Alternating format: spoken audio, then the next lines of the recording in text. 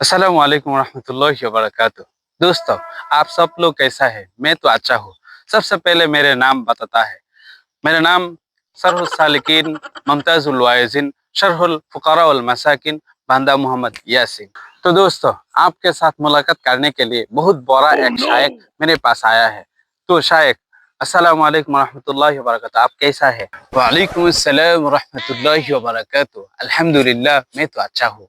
तो शायक, दोस्तों के सामने आपका नाम बताइए। मेरे नाम लूक कहते हैं, मैं नहीं कहते हैं। लूक कहते हैं अल्हम्दुलिल्लाहि रब्बिल आलमीन अर्रहमानिर रहीम मालिकि यौमिद्दीन इय्याका नअबुदु व इय्याका नस्तईन इहदिनास सिरातल मुस्तकीम सिरातल लज़ीना अनअमता अलैहिम गैरिल मग़दूबि अलैहिम वलद्दाल्लीन। बंदा मोहम्मद आमीन। माशाअल्लाह माशाअल्लाह, शायक का नाम सुनकर समझा गया कितना बड़ा शायक है। শায়েখ, আমরা সকলে অবগত আছি সামনে আমাদের ঈদুল আজহা রয়েছে। তো ঈদুল আজহা সম্পর্কে আপনার কাছে কিছু মাসআলা আমরা জানতে চাচ্ছি। জি ইনশাআল্লাহ, বাতাইয়ে। শায়েখ, ঈদুল আজহার দিন গুরুত্বপূর্ণ একটা আমল আমরা যেটা জানি সেটা হচ্ছে মুআনাকা, কুলাকুলি করা। তো এই মুআনাকা সম্পর্কে আপনার কাছে জানতে চাচ্ছি। অবিবাহিত এবং বিবাহিত যারা আছে তাদের কোলাকুলিটা কিভাবে হবে সেটা আপনার কাছে একটু জানতে চাচ্ছি। অত্যন্ত সুন্দর চমৎকার একটা প্রশ্ন করেছেন ঈদুল আজহার দিন মুআনাকা কুলাকুলি সম্পর্কে। তো আমরা যদি মুআনাকা কুলাকুলিটা বলতে যাই, বিবাহিত যারা আছে তারা তাদের যেহেতু বিবাহিত তাদের বিবি আছে, তারা তাদের বিবির সাথে কোলাকুলিটা করতে পারে। এটা বেদাত নয়। আর যারা অবিবাহিত আছে তাদের জন্য তারা তাদের কুলবালিশের সাথে মুআনাকা কুলাকুলিটা করতে পারে। এটাও বিদআত নয়। মাশাআল্লাহ মাশাআল্লাহ, শায়েখ শুকরিয়া, জাযাকাল্লাহ। আপনার কাছ থেকে অনেক সুন্দর চমৎকার একটা উত্তর আমরা পেয়েছি। তো সামনে আমাদের যেহেতু ঈদুল আজহা, কুরবানির দিন, কুরবানি সম্পর্কে আপনি কি বলবেন? আপনার কি মতামত? কুরবানি সম্পর্কে আমরা কিছু আপনার কাছে জানতে চাচ্ছি। সামনে যেহেতু কুরবানি, তো কুরবানি করা ওয়াজিব আমরা সকলেই জানি, এটা তো জায়েজ। যেমন আপনি মনে করেন আপনার স্ত্রী কুরবানি করা জায়েজ আছে। শায়েখ শায়েখ, আপনি যে কথাটা বললেন যে স্ত্রী কুরবানি করা জায়েজ, তাহলে আমি কি আমার স্ত্রীকে কুরবানি করতে পারবো? এত বেশি বুঝেন কিসের জন্য? আপনাকে আমি কি বলছি? আপনি আমার মাসআলাটা আগে বুঝেন।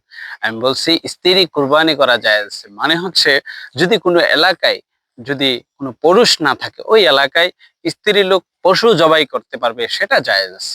জি শায়েখ, আপনার মাসআলাটা আমি বুঝতে পারছি। শুকরিয়া, জাযাকাল্লাহ। আপনার কাছ থেকে আমরা তৃতীয় মাসআলাটা জানতে চাচ্ছি। সেটা হচ্ছে ঈদের দিন আমরা জানি অনেকেই ঈদের সালামি দিয়ে থাকে।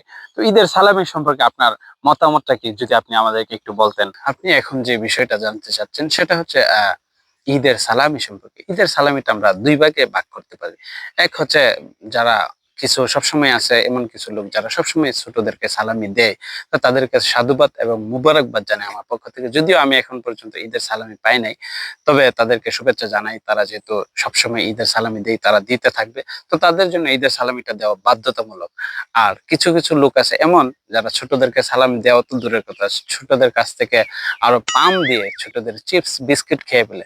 এমন লোক যারা আছে, এমন নিচু লোক, তাদের সালামি দেওয়া বাধ্যতা নয়। তারা সালামি দিবে না, বরং তারা ছোটদের কাছ থেকে নিয়ে খাবে, এটাই তাদের মানে মনের চাহিদা। তো তারা তাদের জন্য সালামি দেওয়া বাধ্যতামূলক নয়।